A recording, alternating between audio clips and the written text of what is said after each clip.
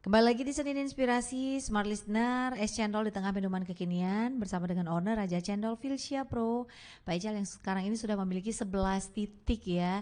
Jadi kalau kita ngomongin soal makanan memang benar-benar kita itu harus menjaga yang namanya kualitas, karena yang membeli ini banyak orang, kita nggak tahu orang-orangnya pada tinggal di mana, mereka profesinya apa. Nanti kalau terjadi sesuatu karena makanan kita kan kita bisa dituntut juga gitu. Nah, untuk produk ini sendiri menjaga kualitasnya seperti apa sih, Pak? Jadi kalau untuk kualitas itu, ya, yang pertama bahan bakunya kita jaga betul, bahan bakunya, kualitas bahan bakunya maksudnya. Tadi saya sudah bahasakan bahwa gula merah juga itu betul kita jaga kualitasnya. Semuanya, bukan cuma gula merahnya, kelapanya juga kita jaga kualitasnya. Jadi yang kedua, kita memang sudah memastikan bahwa tidak ada satupun unsur bahan Bahan kimia, kimia ya, di pengawet, kayak pengawet tidak ada, pengawet tidak tambahan ada, pemanis buatan. pemanis sama sekali tidak ada. Jadi manisnya itu betul-betul didapatkan dari gula merahnya, gula arennya, Bu. Betul, sama dengan manisnya saya ya, ini benar-benar asli ya. Tanpa pemanis buatan. Ya. Oke. Nah, ini ada berapa varian sih sebenarnya cendolnya? Awalnya cuma satu varian yang original, tapi kemudian kita uji cobakan menggunakan tape ketan hitam. Oke. Ternyata rasanya lebih kuat. Hah, Gitu. cendol pakai tape, ini baru saya dengar loh ini cendol pakai tape nih. Belum pernah dengar, Bu, ya? Belum pernah. Ini inovasi dapat dari mana nih? Apakah waktu itu makan cendol terus nggak sengaja ditambahin tape, terus kayaknya enak ini? Atau seperti apa bisa menemukan? Sebenarnya cuma meraba-raba saja dulu awalnya. Uh-huh. Nah, mungkin kalau pakai tape enakin ya. Kan pernah juga kita uji coba pakai nangka, ya kan? Potongan-potongan nangka dan sebagainya. Ternyata yang lebih digemari oleh pelanggan kita itu kalau pakai tape. Bahkan ada pelanggan yang memang tidak jadi beli kalau tidak ada tapenya. Tiba-tiba tapenya habis. Ini kan kita bukan pembuat tape, tapenya kita ada khusus juga. Oh, oke. Kita minta. Jadi kita memang betul-betul bergantung sama si pembuat tapenya ini. Kalau tiba-tiba dia tidak produksi ya sudah tidak ada tape buat kita gitu. Oke. Seperti itu. Jadi emang benar-benar di ini ya, bahan-bahannya ini sudah melewati trial and error. Trial and error, betul, Bu. Dicoba pertama awalnya, oh ini enak. Bahkan tadi sempat ngobrol juga waktu sebelum kita on air, es batunya, bahkan untuk es batunya sendiri dipilih khusus ya? Dipilih khusus es batunya. Karena ada banyak es batu, ada banyak es kristal ya, di mana-mana ada banyak es kristal. Ada banyak perusahaan yang mengelola itu pembuatan es. Dan kita sudah trial juga itu. Akhirnya kita memilih satu yang pas ya. Yang paling pas untuk cendol kita. Apa itu. sih yang ngebuat, oh iya untuk pemilihan ini es ini ada pengaruhnya. Kenapa tuh pengaruhnya? Bisa jadi karena kita kan tidak tahu proses pembuatan esnya seperti apa. Tapi ketika tercampur dengan cendol kita, itu terkadang ada rasa atau bahkan ada aroma gitu. Aroma yang kurang enak gitu. Mungkin iya. dari bau airnya. Bisa jadi seperti itu, Bu. Oke, Iya. sampai mempengaruhi juga rasa Iya. cendol Iya. ini. Nah, untuk bahan-bahan ini sendiri ada nggak pada saat kita beli bahannya terus kita simpan ternyata bahan-bahannya rusak dan rugi? Alhamdulillah belum pernah terjadi sebenarnya. Yang rusak itu justru setelah bahannya diolah. Jadi proses olahnya yang kurang bagus akhirnya rusak seperti yang tadi saya sampaikan itu. Oke, pernah nggak mengalami kemudian kerugian yang aduh ini kita nggak untung, ini malah kita rugi banyak? Iya, ruginya itu kalau tiba-tiba ya kita baru saja buka penjualan misalnya terus cendolnya rusak gitu. Ini kan sudah tercampur, Bu. Artinya santan itu sudah otomatis tercampur ketika mau dijual. Kita tidak nanti ada pembeli baru dicampur santan, tidak seperti itu kita prosesnya. Jadi di dalam termos jualan itu cendol dan santannya itu sudah tercampur. Oh, udah nyampur. Udah nyampur. Yang terpisah itu hanya gulanya, gula aren dengan susu. Karena terkadang ada pembeli yang tidak mau pakai susu, ada pembeli yang tidak mau pakai gula. Jadi dia cuma minta pakai susu saja. Oh, Jadi, oh gitu. tanpa gula aren. Ada yang minta nggak usah pakai susu, pakai gula aren saja ya, tergantung mereka punya Selera ya. selera Termasuk gitu. kalau misalkan saya seleranya ya saya nggak mau pakai Susu susu, gitu saya ya. yang alami aja, Iya. yang pakai gula. Oh jadi semuanya ini udah dicampur ya. Iya, Jadi pada saat kalau misalkan santannya rusak ya udah rusak rusak semua. semua, Bu. Oh, Dan oke. itu kan ada cost produksi yang ya tidak sedikit juga sebenarnya. Oke. Karena kalau satu titik rusak itu otomatis yang lain juga rusak itu karena satu Sama. sumber kan, Bu. Satu sumber ya, Iya. benar-benar. Satu sumber tidak akan berbeda hasilnya Oke. itu. Ini kan harganya 5.000. Ada nggak untungnya? Berapa banyak sih untungnya? Eh untungnya terus terang tidak banyak, Bu. Untungnya tidak banyak. Kalau kita lihat ya, kalau saya sering cerita sama teman-teman pemilik usaha makanan maupun minuman itu kan ada range keuntungan yang sudah ditetapkan, tidak boleh lebih dari 50% misalnya modal, itu harus 50-50 dengan keuntungannya. Di satu sisi itu benar juga sebenarnya, tapi di sisi lain kita juga harus memikirkan daya beli masyarakat. Artinya kenapa sampai saya tetap mempertahankan harga 5.000 ini, karena nilai uang 5.000 saat ini tuh masih mudah untuk mereka mengeluarkan uang untuk membeli cendol. Walaupun saya juga sangat menyadari harga bahan bakunya ini naik sekali, Bu. Naik sekali. Biaya produksi itu naik sampai 30% saat ini. Itu besar sekali biayanya. Tapi untungnya tetap ada. Tetap ada lah ya. Setidaknya bisa nutupin kos, bayar pegawai dan untung sedikit lah. Iya, seperti itu, Bu. Ini udah mulai lumayan. Nah, apa yang membuat kemudian Pak Ijal tetap optimis jualan cendol ini akan bisa terus bertahan? Dorongan itu sebenarnya dari pelanggan kita. Dorongan untuk tetap jangan ditutup itu banyak dari pelanggan. Iya.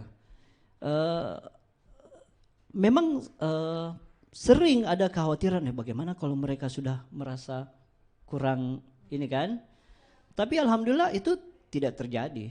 Mereka justru ada langganan kita tiap hari itu, setiap pulang kantor pasti singgah 7 gelas, singgah 7 gelas, singgah 7 gelas. Katanya orang di rumahnya kalau tidak bawa cendol marah-marah. Seperti itu. Nah, itu semua yang menjadi cambuk buat kita untuk tetap mempertahankan jualan ini. Dan memang benar bahwa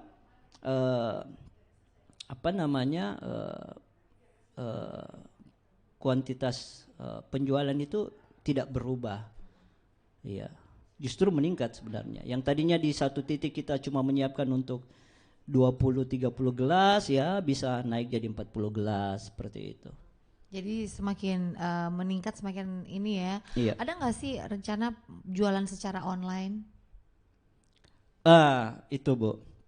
Jadi rencana itu ada, tapi setelah kita lihat untuk menjual secara online ini, pernah sudah berpikir untuk buka penjualan online. Ternyata pembeli itu lebih cerdas lagi. Sebelum kita buka untuk jual online, mereka sudah pesan Gojek, sudah pesan Grab, datang jemput cendol, dibayar terus dianterin. Bukan lewat misalnya GrabFood atau GoFood seperti itu, tidak. Ya. Jadi kemudian yang kedua, kita kan hanya satu orang, Bu, yang melayani itu satu titik. Jadi kalau pakai penjualan online, mau melayani yang online terus melayani yang datang secara ini langsung juga agak kewalahan mereka. Jadi penjualan online sudah dibuka saat ini, tapi hanya di satu tempat, yaitu di rumah. Di rumah aja. Kalau di rumah kan banyak yang bisa layani gitu. Jadi online ada, tapi di rumah. Oke, tapi di rumah ya. Iya. Berarti kalau setiap titik ini yang jualan-jualan yang titik ini mereka beli dari Pak Ical atau Pak Ical yang punya pegawai sendiri? Ini usaha keluarga, jadi bukan orang lain semua. Ini usaha bersama ceritanya. Okay.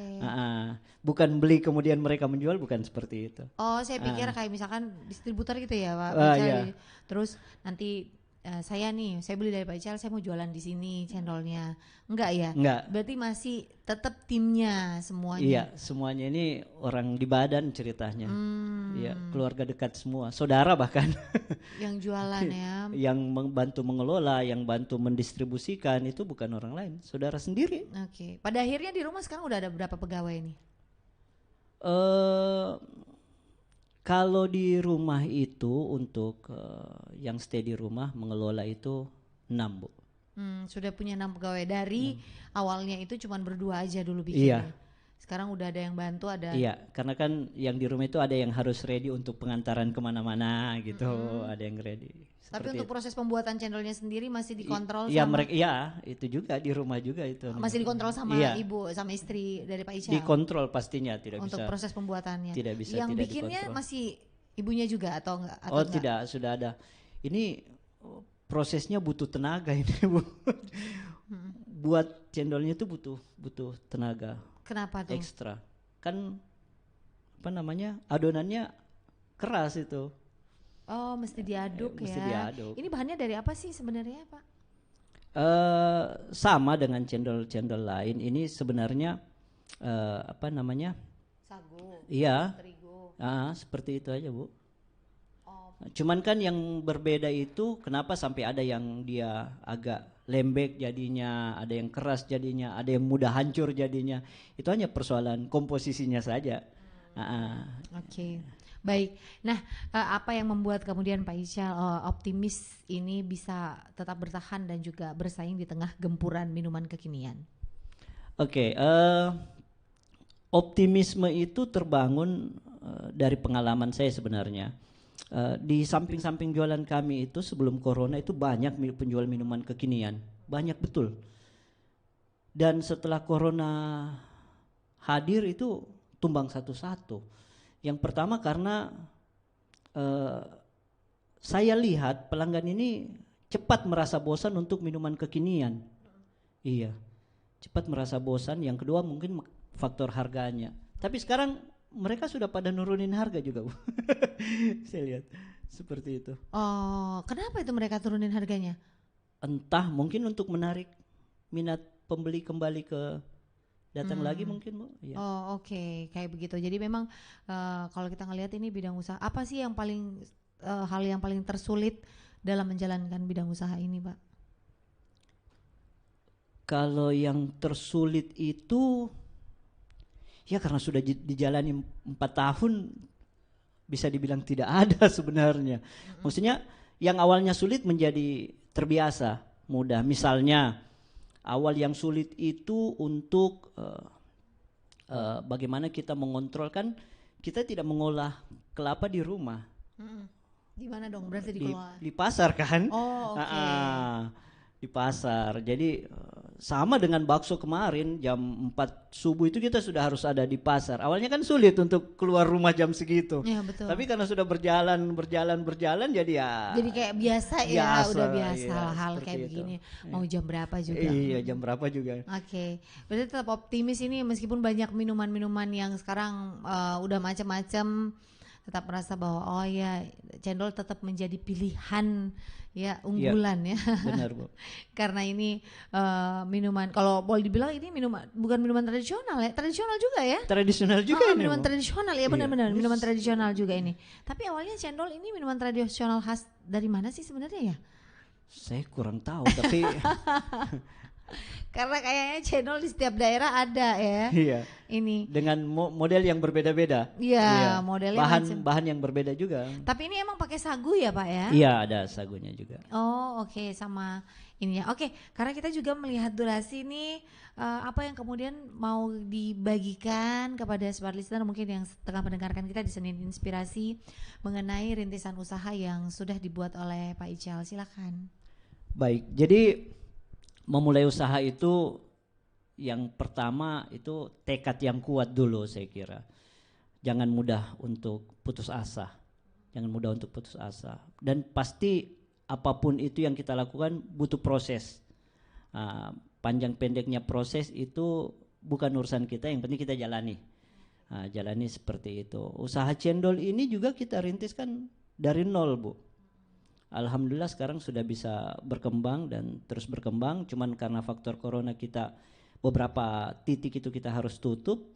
Tapi sekarang setelah mulai lagi normal, ya kita mulai buka lagi beberapa titik. Jadi mengenai kiat-kiat ini itu saja saya kira, bahwa usaha apapun kita harus geluti secara serius, maksimal, jangan mudah putus asa supaya hasilnya juga maksimal gitu, Bu. Seperti itu. Kemudian yang kedua, utamakan kualitas, karena untuk menjaga pelanggan itu, yang pelanggan cari itu kualitas.